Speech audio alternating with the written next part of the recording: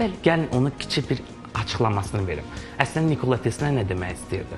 3-6-9 texnikası övladın ana bətninə düşdüyü 3-cü ayda artıq titrəşmə başlayır. 6-cı ayda formalaşır, əllər, ayaqlar hərəkət edir, 9-cu ayda doğuşa hazırlanır. 3-6 texnikası həyatımızın titrəşimidir. Ona görə bu rəqəmlər xüsusiyyətlə titrəşim rəqəmləri sayılır. O insanın 4-cü çakrasını artıq açıb. Deyirsiniz, məsələn, bir insan mahnılar yazır, oxuyur, sevilir. Maşallah, hə. Niyə sevilir? Araşdıraq, baxaq görək ki, bu insan niyə görə sevilir? Mən bir söz deyim də, yəqin mən sözümü belə düzgün ifadə edəcəm. Yəni, hər kəs mükəmməl işlər qoya bilər.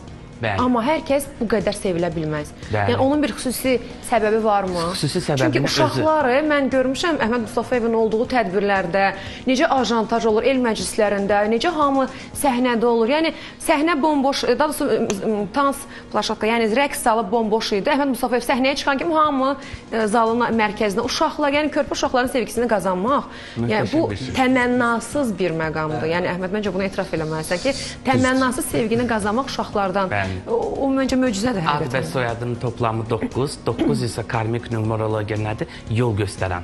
Bu insan gözəl məsləhət verə bilər, bu insan gözəl işlər çıxara bilər. Niyə görə sevildi, niyə görə irəli getdi, hansı dönəmində hansı şey etmişdi, qəlb çakrasını açdı. İşte mahnıları sevgi ilə yazmağa başladı və yaxud da oxumağa başladı, deyək. Bu insan, bəli, qəlb sevgisi. İncəsənət sahəsində qəlb çakrası aktiv olan insan mütləq şəkildə seviləcəkdir. Yaşından dolayı asılı olmayaraq. Məsələn, Əhməd bəy 2011-ci ildən mən tanıyıram, Yeni Ulduz layihəsində. O vaxt mən o insan, mən də 11-ci sinifdə oxuyurdum. Təsvir edin ki, gitarasını götürmüşdü, digər kanalda bir xanımın qonağı idi. İlk dəfə 2011-ci ildə yay aylarına doğru gedirdik. Məktəbi qutarırdım. O dönəmdə gitara ifasını çox bəyəndim.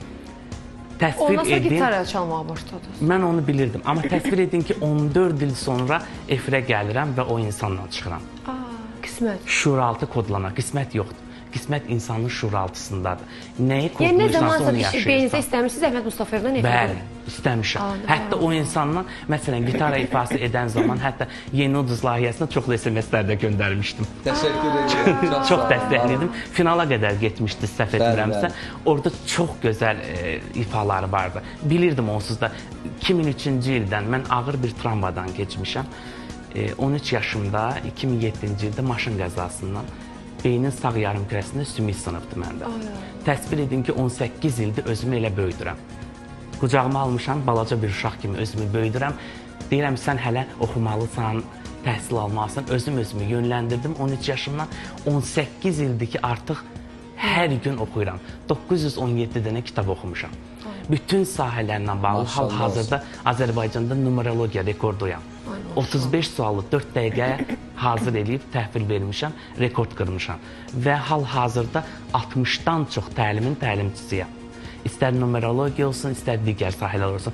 Amma hələ də özündə bir o enerji var ki, kainata nəyisə çatdırmalısan. Bilirsən, hazırdır. Amma davamını getməlisən.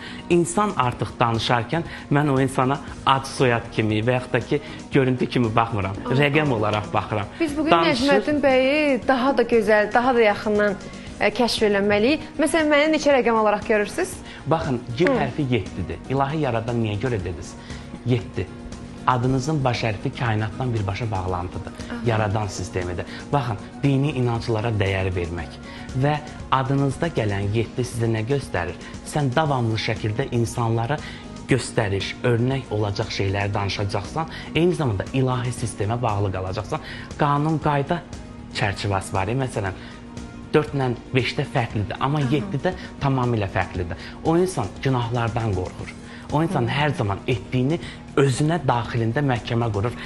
Bugün etdi, axşam gəlir, oturur, nəyi yanlış etdim, nəyi düz etdim deyəcək. Ciddi, siz bizdə olursa deyəcəm, vallahi siz mənim daxilimdə yaşayırsınız. Bəli, insan rəqəmlərdən asılıdır. Deməli, mənim yadıma gəlir, ibtidai sinif